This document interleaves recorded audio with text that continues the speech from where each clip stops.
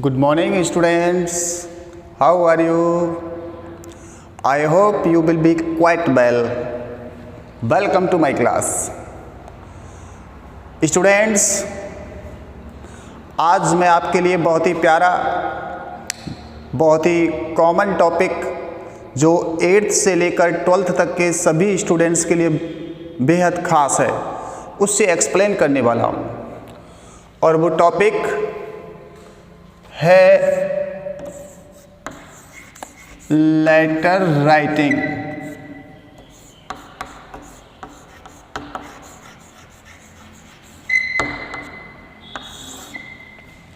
Students, 10th class में ये topic 5 marks के लिए होता है, जबकि 12th क्लास में यही टॉपिक 7 मार्क्स के लिए होता है।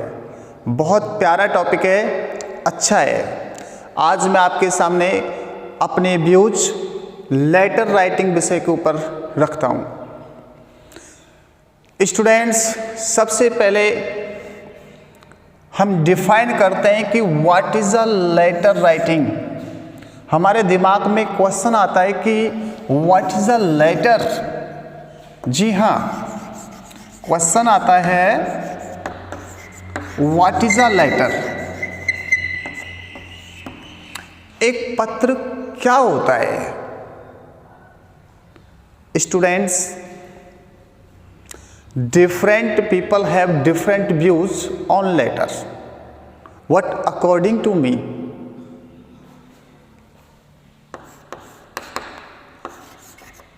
a letter is a piece of communication. A letter is a piece of communication serving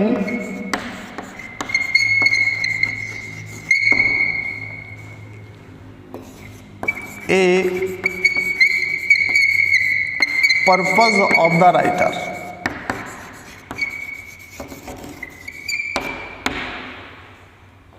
जी हाँ students, a letter is a piece of communication.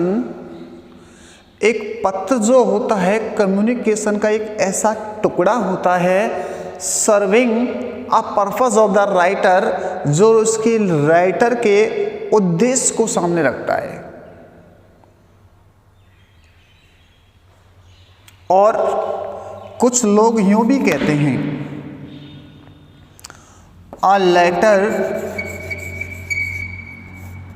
कुछ लोग कहते हैं a letter is a written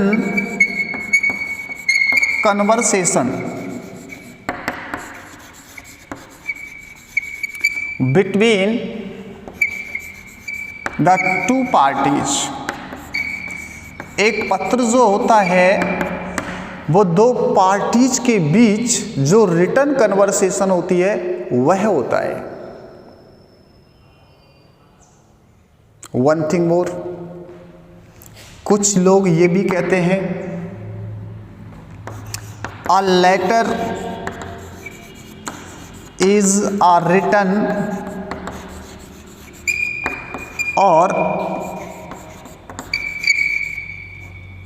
printed message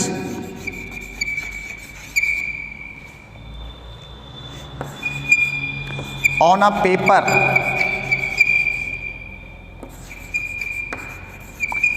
conveyed from one person to another person through a medium। जी हाँ students, कुछ लोग ये भी मानते हैं a letter is a written और प्रिंटेड मैसेज। एक पत्र जो होता है वो एक लिखा हुआ या एक प्रिंट किया गया मैसेज होता है किसी कागज पर। जो एक व्यक्ति से दूसरे व्यक्ति तक पहुंचाया जाता है किसी माध्यम से। जी हाँ स्टूडेंट्स, जैसा मैं आपको बता चुका हूं, different people have different views on letter. मगर विद्यार्थियों, ये वाले व्यूज ज़्यादा पॉपुलर हैं, लोग इसे आसानी से, या आप लोग भी इसे आसानी से समझ जाते हैं और ग्रहण कर लेते हैं और एक्सेप्ट भी कर लेते हैं। तो चलिए इसी के अनुसार मैं आपको बता देता हूं कि पत्र क्या होता है। देखिए, a letter is a written और प्रिंटेड मैसेज। एक पत्र जो होता है वो एक लिखित या प्रिंट किया गया संदेश होता है ऑन अ पेपर, किसी कागज पर, conveyed from one person to another, एक व्यक्ति से जो दूसरे व्यक्ति तक पहुंचाया जाता है थ्रू अ मीडियम, किसी माध्यम से। जी हाँ स्टूडेंट्स, अगर मैं बात हिंदी में करूं तो किसी व्यक्ति के द्वारा अपने मन के विचारों को लिखकर व्यक्त कर देना भी पत्री होता है। तो देखिए, अभी मैंने आपके सामने डिफाइन करने की कोशिश की कि पत्र क्या होता है, व्हाट इज अ लेटर, वो मैंने आपको समझाया। और स्टूडेंट्स, अब मैं आपको बताने वाला हूं, आप चाहें तो स्टूडेंट्स लेटर को डिफाइन करने के लिए इनमें से किसी भी डेफिनेशन को काम में ले सकते हैं। आप चाहें तो इन्हें राइट कर लीजिए, वीडियो को पॉज करके आप लिख सकते हैं, स्क्रीनशॉट भी ले सकते हैं, आपके ऊपर निर्भर है, डिपेंड है कि आप क्या करते हो। अब मैं आगे बढ़ रहा हूं स्टूडेंट्स, इसलिए मुझे इसे रब करना पड़ेगा।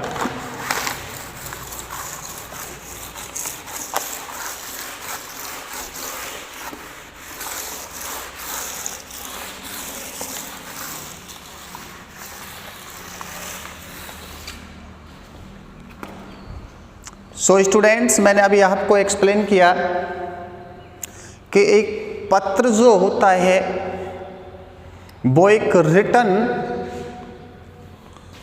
मैंने अभी हाल बताया था कि एक पत्र जो होता है वो एक रिटन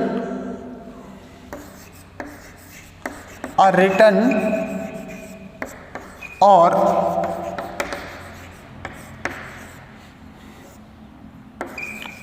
प्रिंटेड मैसेज होता है। और उससे हम किसी मीडियम से एक व्यक्ति से दूसरे व्यक्ति तक कन्वे कराते हैं। जी हाँ, और वो मीडियम जिससे हम मैसेज कन्वे करते हैं, वो मीडियम स्टूडेंट्स हमारे पास होता है लैंग्वेज, जिसे हम हिंदी में कह सकते हैं भाषा। और स्टूडेंट्स, मैं आपको बता दूं, the letter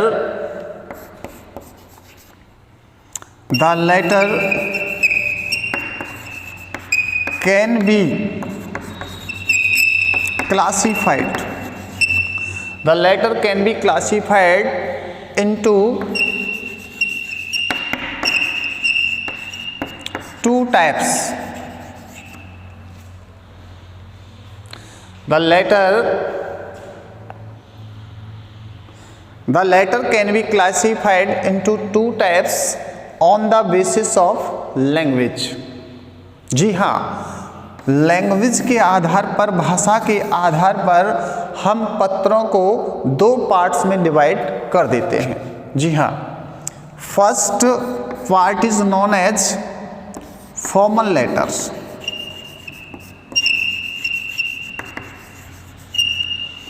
and second part is known as informal letters. जी हाँ स्टूडेंट्स, पत्र दो प्रकार के होते हैं, फॉर्मल लेटर्स और इनफॉर्मल लेटर्स। अब मैं आपके सामने एक्सप्लेन करूंगा फॉर्मल लेटर्स क्या होते हैं और इनफॉर्मल लेटर्स क्या होते हैं। विद्यार्थियों, मैंने अभी हाल आपको बताया था कि एक पत्र जो होता है वो एक रिटन और एक प्रिंट किया गया मैसेज होता है जिसे हम एक व्यक्ति से दूसरे व्यक्ति तक किसी माध्यम से कन्वे करते हैं।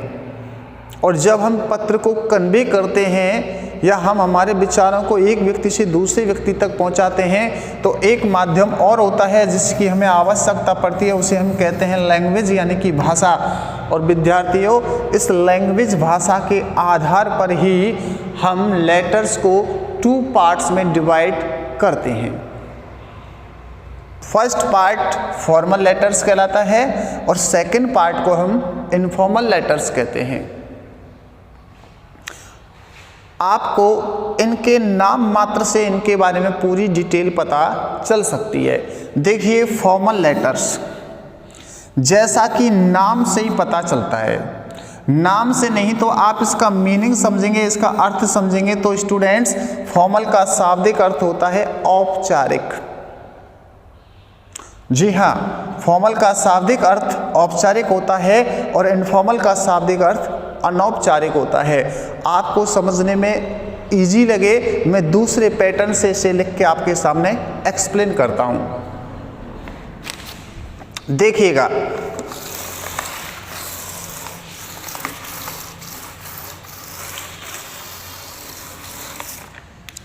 सो स्टूडेंट्स, हम कह सकते हैं कि इंग्लिश में लेटर्स 2 प्रकार के होते हैं। जी हाँ, फर्स्ट फॉर्मल लेटर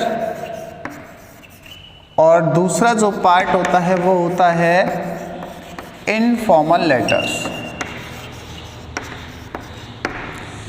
देखिए, अगर हम इनके बारे में जानकारी लेना चाहें तो ये अपनी कहानी अपनी जुबानी बखूबी सुनाते हैं, बस हमें कंसीडर करना होता है। देखिए, फॉर्मल का शाब्दिक अर्थ होता है औपचारिक। जी हाँ, और इनफॉर्मल का शाब्दिक अर्थ होता है अनौपचारिक। और स्टूडेंट्स, मैंने अभी हाल आपको बताया था कि the letter can be classified into 2 types on the basis of language. जी हाँ विद्यार्थियों, जो लेटर का वर्गीकरण किया गया है वो on the basis of language किया गया है, भाषा के आधार पर किया गया है, on the basis of language. तो जाहिर सी बात है विद्यार्थियों, ऐसे पत्र जिनको लिखते समय हम औपचारिक भाषा का यूज करते हैं फॉर्मल लेटर्स कहलाते हैं, और ऐसे पत्र जिनको लिखते समय हम अनौपचारिक लैंग्वेज का भाषा का यूज करते हैं इनफॉर्मल लेटर्स कहलाते हैं। अगर हम इन्हें इंग्लिश में डिफाइन करें तो बड़े हम आसानी से कह सकते हैं the letters which are written in formal language are called formal letters and the letters which are written in informal language are called informal letters। तो देखिए, बड़ा आसान है इनके बारे में एक्सप्लेन करना, लेकिन स्टूडेंट्स अगर मैं आपको बताऊं, एग्जामिनर ने हमारे सिलेबस में लेटर टॉपिक को क्यों रखा, वो हमसे क्या जानना चाहता है, वो अगर हम चर्चा करें तो मैं आपको अभी बताने वाला हूँ, एक्सप्लेन करने वाला हूँ कि ये टॉपिक इतना खास क्यों बन गया हमारे लिए, एग्जामिनर इस टॉपिक के माध्यम से हमसे क्या जानना चाहता है। देखिएगा, सो स्टूडेंट्स, कुछ बातें ध्यान रखना। फॉर्मल लेटर्स के बारे में मैं आपको कुछ बातें बताऊं, उन्हें आप ध्यान रखेंगे। देखिएगा,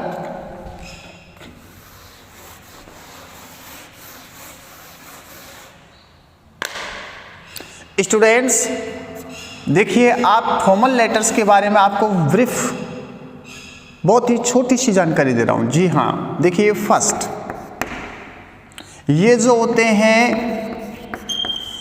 सर्व फॉर्मलिटीज, ये औपचारिकता पूरी करते हैं।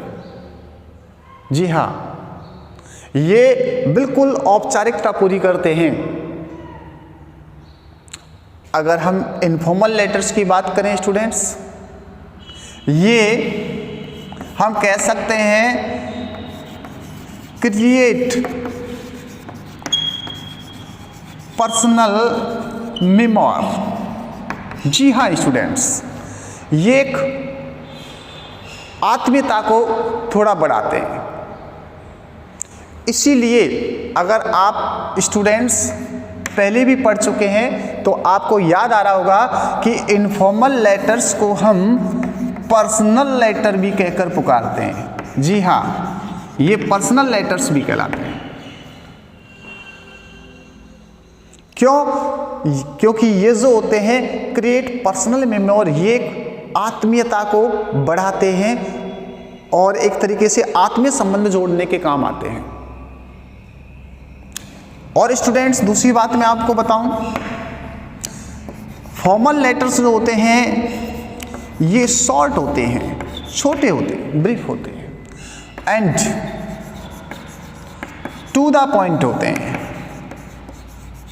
जी हाँ स्टूडेंट्स, इनमें हम झक नहीं मार सकते, टू द पॉइंट बोले जाता है।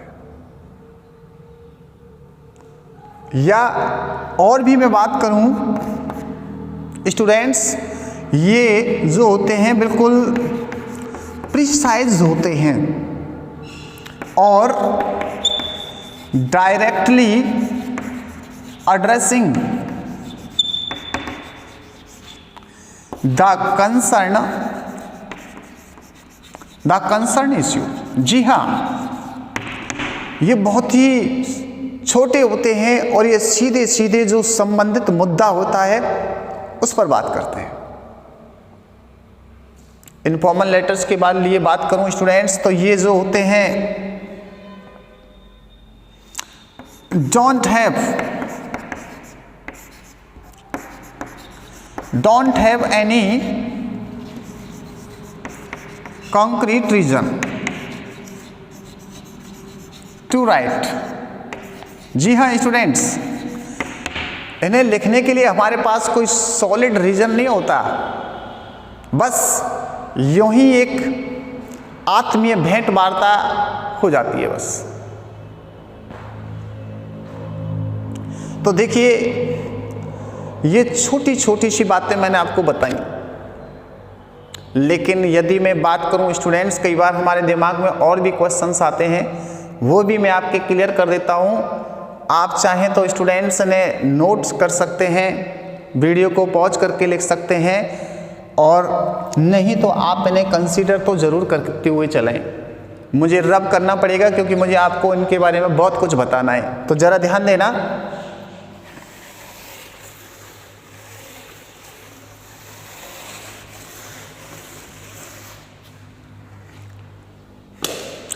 स्टूडेंट्स, ये जो फॉर्मल लेटर्स होते हैं इनमें 3 प्रकार के पत्र शामिल माने जाते हैं। जी हाँ, फर्स्ट ऑफिशियल लेटर्स। आपको नाम मात्र से पता चल रहा होगा, ऑफिस शब्द से बनाए ऑफिशियल। जी हाँ, इनको हिंदी में कहते हैं कार्यालयी पत्र। ये वे पत्र होते हैं जो कार्यालय आदि से जुड़े होते हैं या यूज में लिए जाते हैं। दूसरा जो होता है स्टूडेंट्स, इसको हम कह सकते हैं बिजनेस लेटर्स, व्यापारिक पत्र। देखिए, नाम मात्र से पता चल रहा है, ये वे लेटर होते हैं जो व्यापार से रिलेटेड होते हैं, इसलिए हम इनको बिजनेस लेटर्स कहते हैं। और जो तीसरे प्रकार के पत्र जो होते हैं स्टूडेंट्स, इन्हें एम्प्लॉयमेंट लेटर्स कहते हैं। जी हाँ स्टूडेंट्स, एम्प्लॉयमेंट लेटर्स रोजगार के लिए लिखे गए पत्र। लेकिन एक खास बात, ये तीनों की तीनों प्रकार के जो पत्र होते हैं स्टूडेंट्स, जब हम इन तीनों में से किसी भी प्रकार का पत्र लिखते हैं तो हम हमेशा लिखते समय हमारी जो लैंग्वेज होती है, भाषा, उसे हम हमेशा फॉर्मल रखते हैं। अर्थात इन तीनों ही प्रकार के पत्रों को औपचारिक भाषा में लिखा जाता है। इसीलिए ये तीनों प्रकार के पत्र जो होते हैं ये शामिल होते हैं फॉर्मल लेटर्स के अंदर। जी हाँ, और ये जो इनफॉर्मल लेटर्स होते हैं, जैसा कि मैंने आपको कुछ देर पहले बताया कि कुछ लोग इन्हें पर्सनल लेटर्स भी कहते हैं, व्यक्तिगत पत्र भी कहते हैं।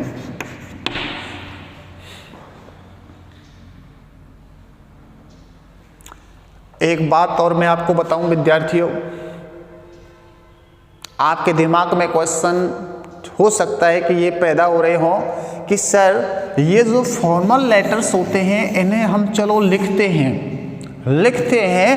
मगर आपके दिमाग में फर्स्ट क्वेश्चन ये जन्म ले सकता है, टू हुम, किसको लिखते हैं। फिर दूसरा क्वेश्चन बनेगा एंड व्हाई, क्यों लिखते हैं, क्या काम पड़ता है हमारे इन्हें लिखने के लिए, क्यों लिखते हैं हम इनको। So students, just like that, यही दोनों क्वेश्चन आपके दिमाग में यहां भी पैदा हो सकते हैं। आप इनके बारे में सोचोगे तो आपको वही पहला क्वेश्चन आपके दिमाग में आएगा कि हम टू हुम, किसके लिए लिखते हैं इन पत्रों को। एंड सेकंड फिर आएगा व्हाई, क्यों लिखते हैं। सो स्टूडेंट्स, मैं आपको बता दूं कि ये जो फॉर्मल लेटर्स होते हैं इन्हें लिखा जाता है हमेशा, हम अगर लिखते हैं तो हम किसी गवर्नमेंट, मैं यहाँ लिख देता हूँ हिंदी में, हम इन्हें किसी सरकारी नहीं तो भले ही गैर सरकारी हो, गैर सरकारी अधिकारी के लिए या किसी संस्था के लिए या किसी कंपनी आदि के लिए ऐसे पत्रों को लिखा जाता है। फिर आपके दिमाग में अगला क्वेश्चन जो है वो फिर से जन्म ले लेता है कि चलो इनको हम लिखते हैं किसी सरकारी गैर सरकारी अधिकारी के लिए लिखते हैं या किसी संस्था के लिए लिखते हैं या किसी कंपनी के लिए लिखते हैं, मगर लिखते क्यों हैं, व्हाई, क्यों लिखते हैं। आपके दिमाग में ये क्वेश्चन जन्म ले सकता है। तो मैं आपको बताऊं स्टूडेंट्स, इसका आंसर व्हाई, क्यों लिखते हैं। तो स्टूडेंट्स, जब हम ऐसे पत्र लिख रहे होते हैं तो हमारे कई सारे उद्देश्य होते हैं। या तो हम ऐसे पत्रों के माध्यम से किसी सरकारी या गैर सरकारी अधिकारी से हम अपनी कंप्लेन कर रहे होते हैं, शिकायत कर रहे होते हैं, तो कई बार हमारा उद्देश्य बन जाता है शिकायत करना। और जब हमारा उद्देश्य शिकायत करना होता है तो हम इनको आमतौर पर शिकायती पत्र कह के पुकारते हैं और कंप्लेन लेटर्स कह के पुकारते हैं। मगर कई बार जब हम इन्हें लिखते हैं तो हमारा उद्देश्य आवेदन करना भी होता है। जी हाँ, आवेदन करना, हम नौकरी आदि के लिए आवेदन कर रहे होते हैं। सो स्टूडेंट्स, जब हम आवेदन आदि करते हैं ऐसे पत्रों के माध्यम से तो यही पत्र हम एम्प्लॉयमेंट लेटर्स कहकर इनको पुकारते हैं, जिनको आप जॉब एप्लीकेशन के नाम से भी जानते हो। और कई बार हम ऐसे पत्रों के माध्यम से किसी चीज़ के बारे में पूछताछ कर रहे होते हैं। हम पूछताछ करना हमारा पर्पज़ होता है। और जब स्टूडेंट्स हम ऐसे चीज़ों के बारे में इंक्वायरी करते हैं, पूछताछ करते हैं, तब हमारा उद्देश्य जो होता है इंक्वायरी करना होता है, इसलिए तब हम इंक्वायरी लेटर्स भी कह देते हैं। कई बार ऐसा भी होता है कि कोई एम्प्लॉई छुट्टी आदि अपने किसी अधिकारी से लेना चाहता है, अपने जॉब से कुछ दिन के लिए छुट्टी पर जाना चाहता है, तो वो एक रिक्वेस्ट करता है अधिकारी से, इनको एक प्रार्थना करते हुए पत्र देता है। अर्थात इनको हम ऐसे पत्रों से हम कई बार प्रार्थना करते हैं, हमारा उद्देश्य जो होता है प्रार्थना करना होता है, तो ये प्रार्थना पत्र भी कहलाते हैं। सो स्टूडेंट्स, इनमें से कोई सा भी उद्देश्य लिए ये पत्र हो सकते हैं। कई बार व्यापारिक डिमांड आदि से भी ये जुड़े होते हैं। ये मैंने आपको बताया कि जो फॉर्मल लेटर्स होते हैं इन्हें हम किसको लिखते हैं और क्यों लिखते हैं। जी हाँ, अब हम इधर आते हैं और फिर से वही जो क्वेश्चन है उनके फिर से आंसर खोजते हैं। तो स्टूडेंट्स, अब हमें पता करना है कि जो इनफॉर्मल लेटर्स होते हैं इन्हें किसको लिखा जाता है और क्यों लिखा जाता है। तो स्टूडेंट्स, ये जो इनफॉर्मल लेटर्स होते हैं इन्हें हम हमारे रिलेटिव्स के लिए लिखते हैं या हम हमारे किसी फैमिली फ्रेंड्स के लिए लिखते हैं। जी हाँ, फैमिली फ्रेंड्स के लिए लिखते हैं ऐसे पत्रों को। मगर नेक्स्ट वही क्वेश्चन, वाई, क्यों लिखते हैं। तो स्टूडेंट्स, ऐसे पत्रों के लिखने के पीछे हमारे ढेर सारे उद्देश्य होते हैं। कई बार हम किसी को बधाई दे रहे होते हैं, अर्थात बधाई देना भी हमारा एक उद्देश्य होता है, बधाई देना। और स्टूडेंट्स, जब हम बधाई दे रहे होते हैं तो आपने हिंदी में कई बार गुरुजी को कहते हुए सुना होगा कि आज हम आपको एक बधाई पत्र लिखाएंगे। तो स्टूडेंट्स, ये जो नाम पड़ा है ना बधाई पत्र, ये उद्देश्य के आधार पर है, पर्पस के आधार पर। लेकिन ये होते कौन से पत्र हैं? इनफॉर्मल लेटर्स ही होते हैं। ऐसे कई बार हम निमंत्रण दे रहे होते हैं, हमारा उद्देश्य निमंत्रण देना होता है। तो जब हम निमंत्रण दे रहे होते हैं तो स्टूडेंट्स ये निमंत्रण पत्र कहलाते हैं। कई बार हम ऐसे पत्रों के माध्यम से शुभकामनाएं भी देते हैं। शुभकामनाएं देना भी हमारा उद्देश्य हो जाता है। कई बार हम शोक आदि भी प्रकट करते हैं, तो शोक प्रकट करना भी हमारा एक उद्देश्य बनता है। इसलिए ऐसे पत्रों को लिखने के पीछे हमारे ढेर सारे उद्देश्य होते हैं। कई बार हम किसी को तसल्ली या सांत्वना भी देते हैं। सो स्टूडेंट्स, इनमें से कोई सा भी उद्देश्य हो, उस उद्देश्य के नाम से उसे हम अलग पुकार सकते हैं। लेकिन सच ये है कि ये पत्र जो होते हैं इनफॉर्मल लेटर्स होते हैं। जी हाँ, और एक सबसे खास बात जो आपको याद रखनी है और समझनी है स्टूडेंट्स, वो देखिएगा, गौर से सुनिएगा। वो ये है कि स्टूडेंट्स, भले ही हम फॉर्मल लेटर लिखें या इनफॉर्मल लिखें, कैसा भी पत्र लिखें, लेकिन स्टूडेंट्स मैं आपको बता दूं, प्राचीन समय से पत्र लिखने का एक परंपरागत ढंग, एक तरीका चला आ रहा है जिसका फॉलो हमें करना ही होता है। जी हाँ, एक बार और सुनिएगा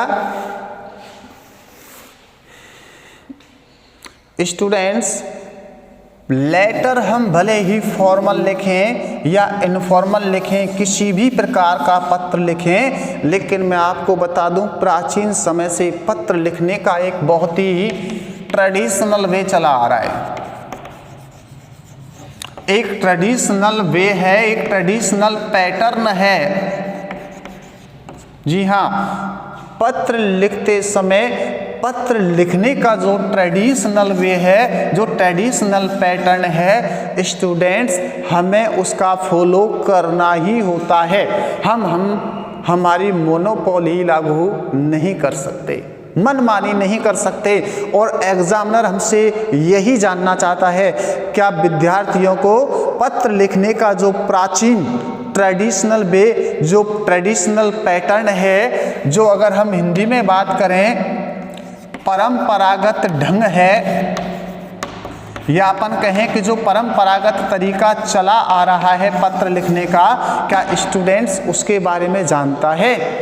अगर जानता है तो हमें लिख के बताए, हम उसको मार्क्स देंगे, उसको जज करेंगे। जी हाँ, इसीलिए ये हमारे सिलेबस में रखा गया है। इसलिए हमको ध्यान रखना है कि जो पत्र लिखने का परंपरागत ढंग है, वो तरीका है, उसको हमें फॉलो करना ही पड़ेगा। और वो परंपरागत ढंग तरीका क्या है मैं आपको एक्सप्लेन करने वाला हूँ, देखिएगा। मगर एक बात और सुने स्टूडेंट्स, कि फॉर्मल लेटर हो या इनफॉर्मल लेटर हो, दोनों ही प्रकार के पत्रों को लिखने का ढंग तरीका एक ही है, सेम है, कोई अंतर नहीं है पैटर्न में। अंतर तो सिर्फ एक छोटा सा है। जी हाँ, कि इनको लिखते हैं तो हम हमारी लैंग्वेज को, भाषा को फॉर्मल रखते हैं, औपचारिक रखते हैं, और जब हम इन्हें लिखते हैं तो हमारी भाषा को हम इनफॉर्मल, अनौपचारिक बना देते हैं। इसके अलावा इनमें नो डिफरेंस, कोई अंतर नहीं है। दोनों को लिखने का ढंग, तरीका डिटो है, एक जैसा है। अंतर सिर्फ लैंग्वेज का होता है। एक और खास बात स्टूडेंट्स, लेटर हम भले ही फॉर्मल लिखें या इनफॉर्मल लिखें, दोनों में से किसी भी प्रकार का पत्र लिखें, लेकिन लिखते समय हमारे दिमाग में ये बात हमेशा याद रहनी चाहिए स्टूडेंट्स कि पत्र जो होता है, कौन सी बात याद रहनी चाहिए, आप देखिएगा ये वाली बात, A letter has 6 parts। जी हाँ, एक पत्र जो होता है उसके 6 पार्ट्स होते हैं। कैसा भी पत्र हो, भले ही वो फॉर्मल हो या इनफॉर्मल हो, हर प्रकार का जो पत्र होता है उसके 6 पार्ट होते हैं। जब हम लिखें तो हमारे दिमाग में प्रत्येक पार्ट को लिखते समय याद रहना चाहिए, और वो जो ट्रेडिशनल पैटर्न है उसको फॉलो करते हुए चलते हैं, और उन 6 पार्ट्स के बारे में अपने दिमाग में सोचते हुए चलते हैं। देखिएगा कौन कौन से पार्ट होते हैं, वो आपके दिमाग में आ रहे होंगे, मैं आपको बता दूं। First part is known as heading. जी हाँ, आपको याद आ रहा होगा, हेडिंग नाम से ही पता चल गया होगा आपको कि जब हम पत्र लिखते हैं तो पत्र में सबसे ऊपर बाईं तरफ कॉर्नर पर जो राइटर होता है वो अपना पोस्टल एड्रेस लिखता है 2 या 3 पंक्तियों में। जैस इट्स नॉन एज हेडिंग। बताऊंगा आपको, आगे एक्सप्लेन करूंगा इसे। तो स्टूडेंट्स, फर्स्ट पार्ट जो होता है हेडिंग होता है, और सेकंड जो पार्ट होता है वो होता है रिसीवर्स एड्रेस। जी हाँ, आप नाम मात्र से समझ रहे होंगे, रिसीवर्स। रिसीव यानी प्राप्त करना, पत्र को प्राप्त करने वाले का पता। जी हाँ, कैसे लिखते हैं, जब मैं आपको पत्र लिखने का जो पैटर्न है वो बताऊंगा, तब आपको ढंग से एक्सप्लेन करूंगा। फिलहाल आप नाम याद रखेंगे। तीसरा जो पार्ट होता है स्टूडेंट्स वो कहलाता है सल्यूटेशन, ग्रीटिंग वर्ड्स। और जो फोर्थ पार्ट होता है स्टूडेंट्स उसको हम कहते हैं बॉडी, और जो फिफ्थ पार्ट होता है स्टूडेंट्स उसे हम कहते हैं क्लोजिंग कॉम्प्लीमेंट्री।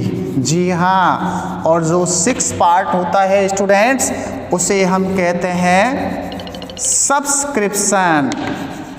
जी हाँ, सब्सक्रिप्शन कहते हैं स्टूडेंट्स। इस प्रकार से हर पत्र के 6 पार्ट होते हैं स्टूडेंट्स।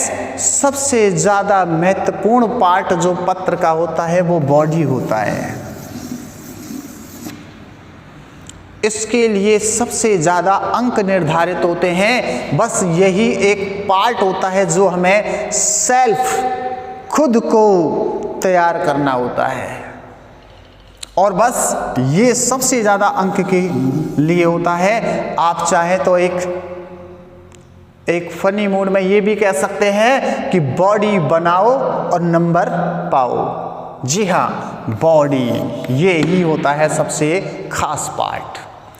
स्टूडेंट्स, पत्र के बारे में बेसिक जानकारी आज मैंने आपको इस वीडियो के माध्यम से दी, और कल मैं आपको पत्र लिखने का जो ट्रेडिशनल पैटर्न है उसे ढंग से डिटेल से आपके सामने रखूंगा। इसलिए स्टूडेंट्स, कल का वीडियो आपको बिल्कुल भी मिस नहीं करना है, क्योंकि यदि आपने वो मिस किया तो आप यदि 10th के स्टूडेंट्स हुए तो 5 मार्क्स खो दोगे, और यदि 12th के स्टूडेंट्स हुए तो 7 मार्क्स खो दोगे, और यदि आप किसी कंपटीशन की तैयारी कर रहे हो तो आप बहुत कुछ खो दोगे।